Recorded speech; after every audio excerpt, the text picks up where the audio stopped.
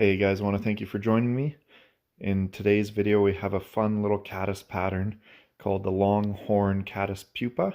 It is also called the Davy McPhail Caddis Pupa pattern, and it is a really fun one to tie and to learn some different techniques and also to fish. I'm going to be using Togens Scud hooks, 3x heavy in size 12.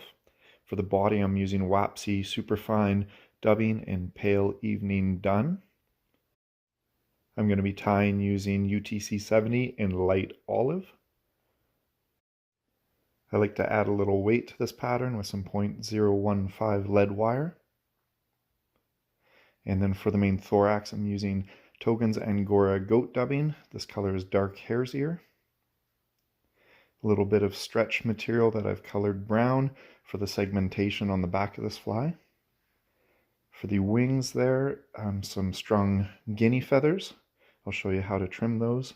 And for the horns, I'm using 2 fibers of pheasant tail. For the eyes, I'll show you a little technique using this 20-pound test Trilene big game fishing line. So as the season progresses and the chironomid hatches get to be less frequent, you can turn to these caddis patterns, sedge patterns. It can be very, very popular. Fish just smash them in the shallows. A good friend of mine, Stanton Jack, gave me some tips on how to fish these. Fishing technique that I can extend to you guys as well.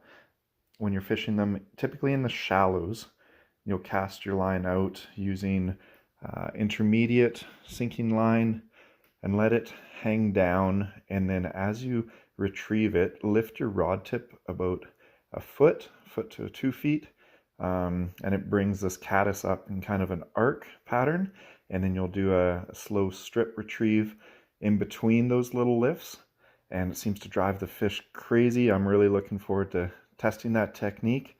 I've had moderate success with these caddis patterns, just stripping them on an intermediate line. So thank you very much, Stanton, for extending that extra little tidbit of advice. Always appreciate all the help from all these great fly fishermen out there. So as you can see here, we've wrapped our lead wire, about 9 to 10 wraps, and lock it in using a figure 8 sort of thread wrapping technique. It keeps it in position, and you want to keep the head of this fly clear. And then as you work down to the base of this hook, that's where I've added that stretch material, colored it brown with the brown Sharpie, and it helps tie into the taper of this caddis body as you just grab it right in behind those lead wraps. And then with your dubbing material, nice and sparse and thin right near the butt of this fly, and then you can add a little bit more dubbing as you go to build up the taper. In the original fly pattern, a lot of guys will use a dirty bug yarn. Semperfli makes a really good one. I like this dubbing material as it fishes quite well, and when it gets hit, it gets a little bit more haggard and straggly looking. So it's a really good one. You can make really nice tapered bodies with this one just by adding a little bit more of dubbing or tightening up on it as needed with your twists.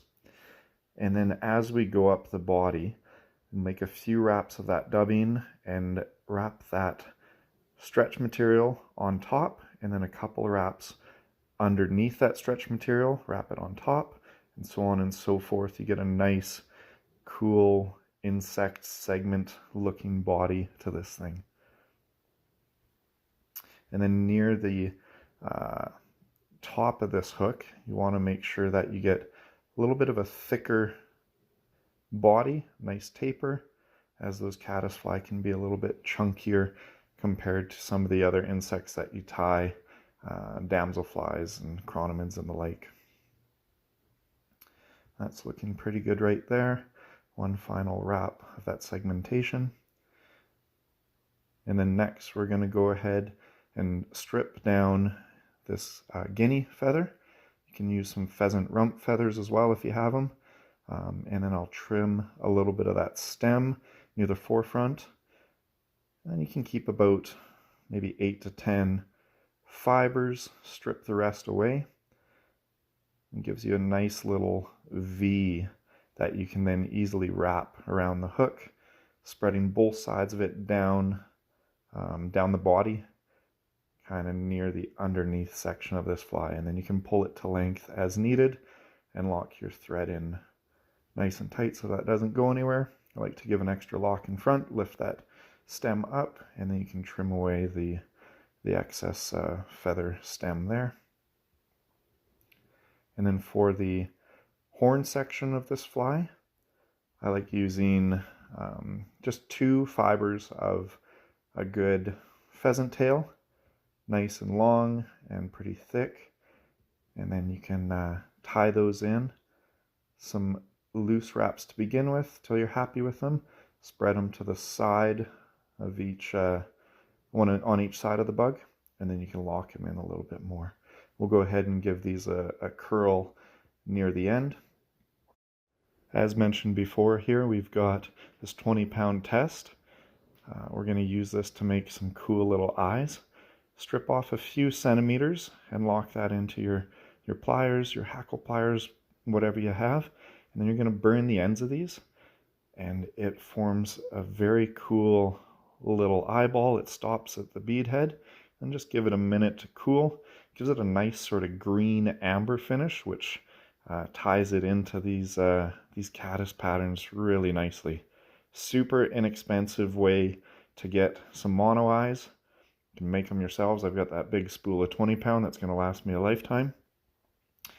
And then get some loose wraps in there and kind of figure 8 in between those eyes. Make sure that it's nice and centered before you pull the thread really tight to lock it off. And then trim away those fibers of the pheasant tail horns there. You can add a little bit of that dark hare's ear dubbing. In this one, I've just pulled the wing casing back, and then we're going to trim on the 45 just the excess away and give it a nice realistic looking wing case up top, or a little portion of the head, and then just a security whip finish. And then you can add some of this scruffy Angora dubbing. This looks really cool, and as it gets fished hard, this bug is going to be all the more irresistible as it gets a little bit more haggard and scruffy looking. Wind that up as tight as you want just to catch it. You don't need much for this thorax. It also helps hide your thread color.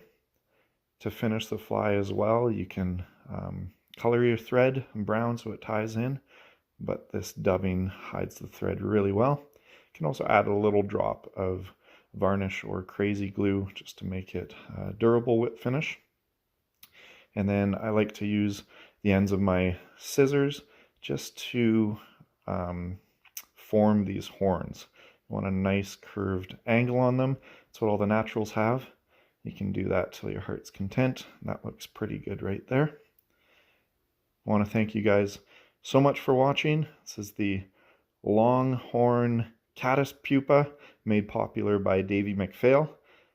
Thank you guys so much for watching, and we'll see you on the waters.